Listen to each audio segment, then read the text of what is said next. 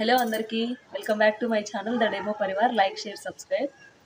ఇంకా నేను ఒక టాపిక్ గురించి మాట్లాడతానండి. ముందు అందరూ బాగున్నారా, ఎలా ఉన్నారు కామెంట్ చేయండి. ఇంకా విషయం ఏమంటే నా గుండు గురించి అండి. మాటి మాటికి నేను ఒక షార్ట్ పెట్టినా, ఒక వీడియో అప్లోడ్ చేసినా, లేదంటే లైవ్ చేసినా ఇవే క్వశ్చన్సే వస్తున్నాయి. రీషేవ్ ఎప్పుడు, గుండె ఎక్కడ చేయించుకున్నావు, వీటి గురించి అనమాట. నేను అందుకే ఒక క్లారిటీగా ఒక 2 minutes వీడియో ల్యాగ్ చేయకుండా పెట్టేద్దామని చేస్తున్నాను. ఎవరు విసుక్కోకండి. ఇక విషయం ఏమంటే నేను గుండె ఎందుకు చేయించుకున్నానంటే నాకు ఎలాంటి మెడికల్ ఇష్యూస్ లేవండి. ఒకరు కామెంట్ చేశారు క్యాన్సర్ ఉందా అని. ఎలాంటి మెడికల్ ఇష్యూస్ కానీ నేను ఎవరికి డొనేషన్ కానీ చేయలేదు. మేము కడప డిస్టిక్, కర్నూలు కడప డిస్టిక్ అనమాట.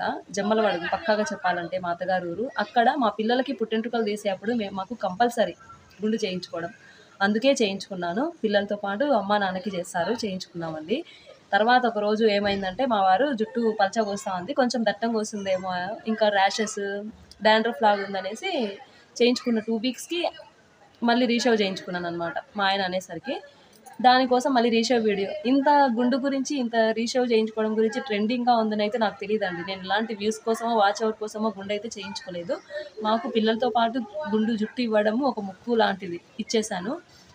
మళ్ళీ తిరుమలకి వెళ్ళి చేయించుకున్నారా, తిరుమలకి వచ్చి చేయించుకుంటారా, ఇదేం పట్ట వ్యాపారం అనుకున్నారా ఏమన్నా మాటికి గుండు చేయించుకోవడానికి? లేదండి, పిల్లలతో పాటు చేయించుకున్నాము అంతే. ఇంకా జుట్టు పెంచుకుంటాను.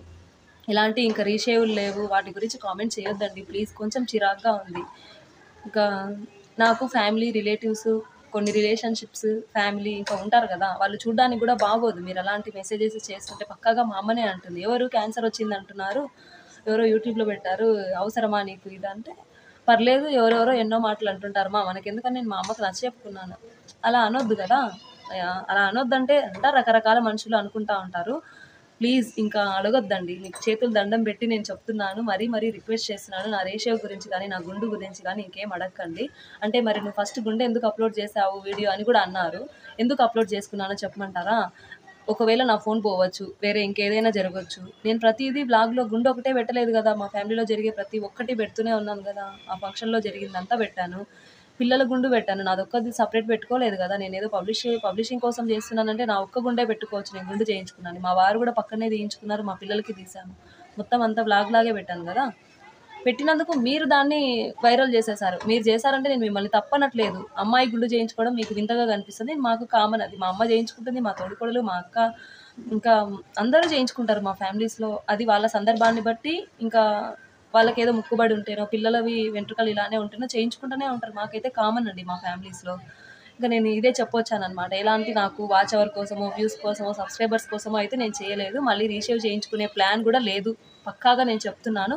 మళ్ళీ ఎవరైనా కామెంట్ చేస్తారేమో, రీషేవ్ ఉంటే పెట్టండి అక్క, రీషేవ్ ఉంటే డేట్ ఎప్పుడో చెప్పండి అక్క, రీషేవ్ చేస్తే లైవ్ పెట్టండి అక్క అని. లేదండి, కొంచెము పక్కాగా మీకు క్లారిటీతోనే చెప్తున్నాను. ఎలాంటి రీషేవ్ లేదు, రీషేవ్ వీడియో లేదు, ఇంకా మరి గుండు చేయించుకునే ఆలోచన లేదు. మాటికి ఇంకా అదే అడగద్దండి. నేను ఇంకా రీషేవ్ అనే వీడియో వస్తే నేను ఇంకా ఏం చెప్పను.